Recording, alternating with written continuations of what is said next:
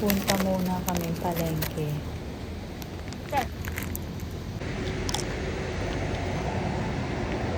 Sasakay na baga, doon na tayo sumakaya. O dito.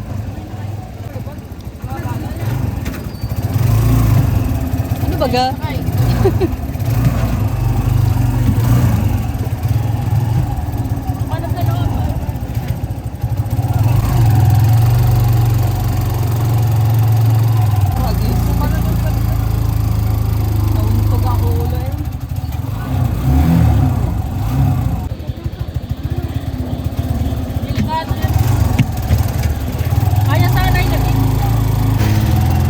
Dahil nga wala pa nga kaming hapunan, kaya mamimili kami sa bayan. Mula sa tinutuluyan namin hanggang dito sa pamilihan ng bayan ay 7 minuto lamang gamit ng tricycle. Kano? 550. Alin pa yung mga masumura dyan? Yan. Ito. 260 lang. Yung baga 250? Ilan ba? Siguro.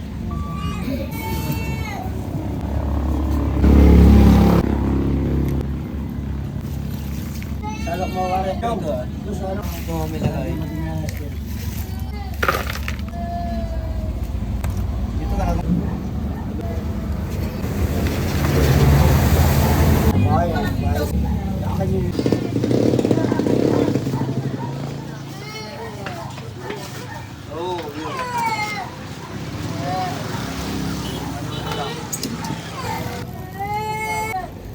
Oh, 250.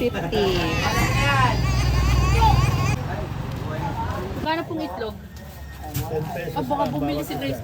Konti lang naman toyo niyan, 10 oh. Magkano pong ganito toyo? 18. Sibuyas, magkano?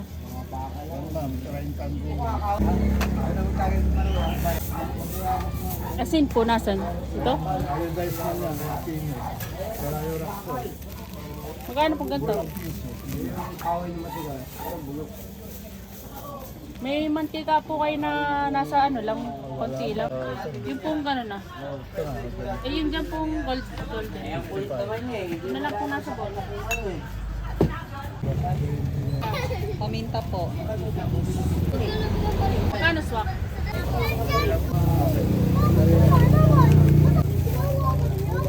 At dahil nabili na nga ang aming hapunan, ang bibilhin naman ay ang sapin dahil basa na ang aking sapatos. Bumili ka to sa Ayun nga, bibili nga ako. Saan dito, no?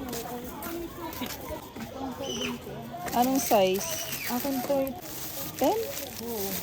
Patingin nga po.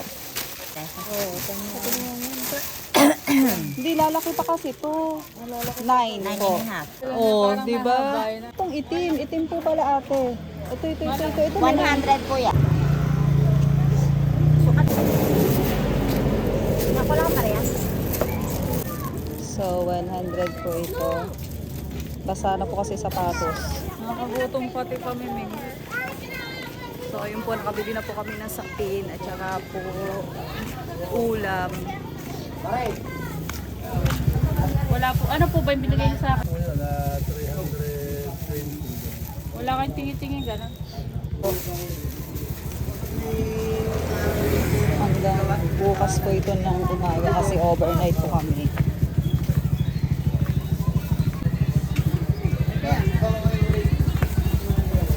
Baka pa ako itong bilog sa doon.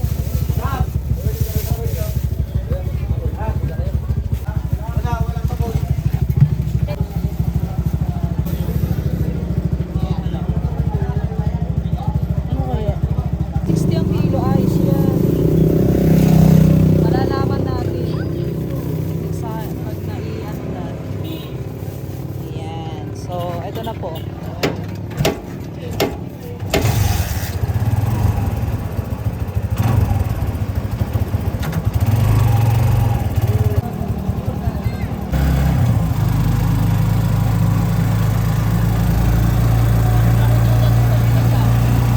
So, ayun guys, tapos na po kami mamalengke.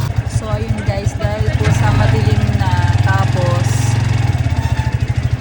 stop over po muna kasi po ay iisa lang po yung daan dito, ganun.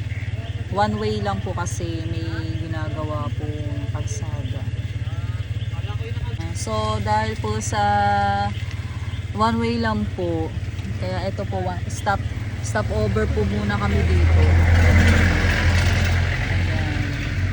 So akala po namin kung ano na nangyari. Kasi sigaw-sigaw yung ano. So ayun, dahil hindi nga po sinabi na okay na pala, naging ulaga pa po yung bantay.